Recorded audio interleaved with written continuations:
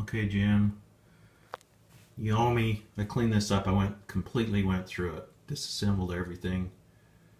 I didn't disassemble the waveguide and stuff because I didn't want to retune that thing, but it was clean.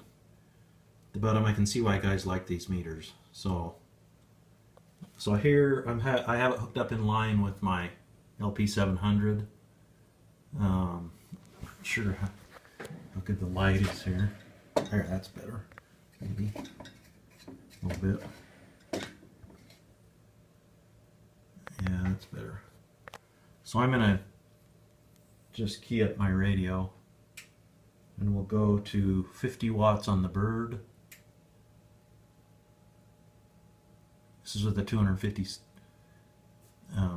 slug. Oh, that light just makes it worse than it does better. How about, well, that might affect the meter if I do that. Anyway, if I get to 50 watts here, you can kind of see right about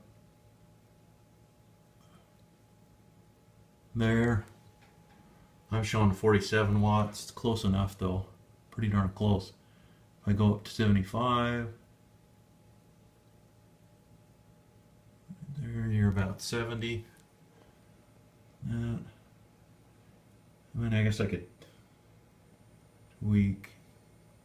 It's showing a little high for the wattage. Here's 100 on my meter, and so it's just a hair high. You see that?